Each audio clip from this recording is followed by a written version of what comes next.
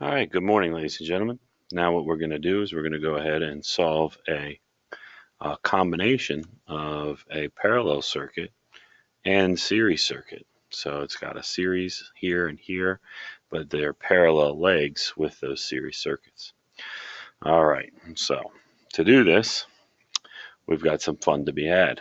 All right, first thing is we have to remember the difference between a parallel and a series circuit, and in parallel, the voltage stays the same.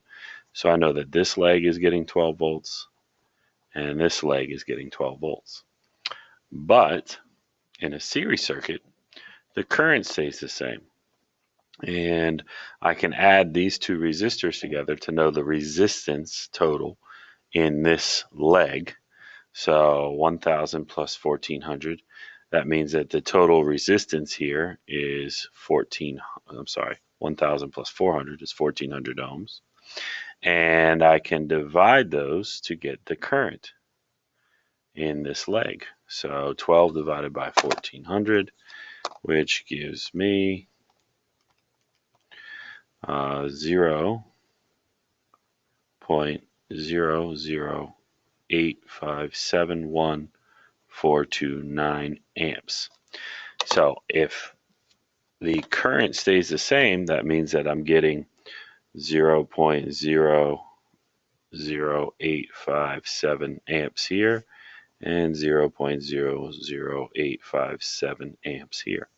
I can do the same thing down here. 100 plus 600 is 700 ohms resistance, and 12 divided by 700 is 0.017142857. So current here is 0.01714, and the current here is 0.01714 amps. All right. So the nice thing is that now that I know the current at each of these and the resistance at each of these, I can solve for the voltage. And the voltage here is going to be equal to the current times the resistance, or 0.008571429 times 1000, right?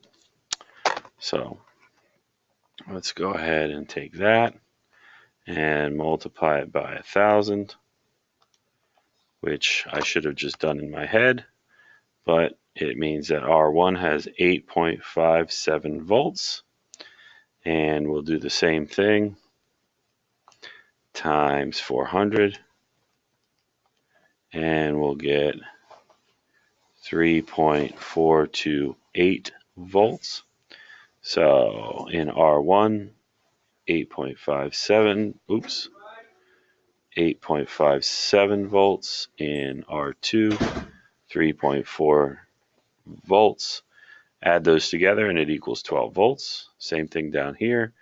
We'll go ahead and take the current and multiply it by 100. And 2, so 1.17 volts. And that's R3. And in R4, we'll do times 600, which is 10.2857 volts. All right. And we already found the currents, so those are done. Resistances are a little funny. So we had already found the resistance in this leg and in this leg, but the resistance total would be 1 divided by 1 over the resistance in this leg, so 1400, plus 1 over the resistance in this leg, so 700, right? So 1 over 3 over 1400, which is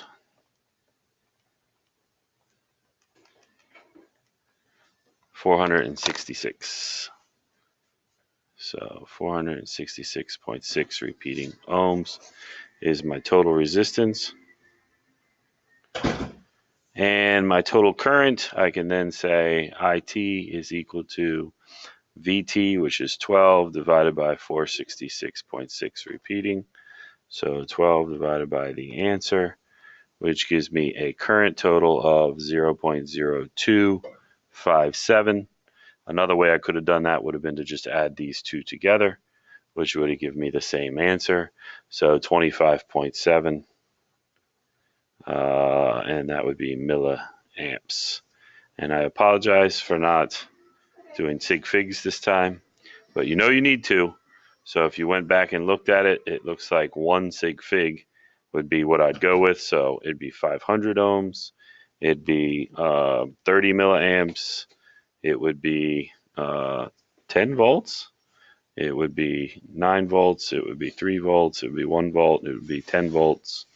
And the currents here, let's see, 8.6 milliamps, which would really have been 9 milliamps. Here, oops, yeah, 8.6 milliamps as well. And over here, 1.7 milliamps. And there you go.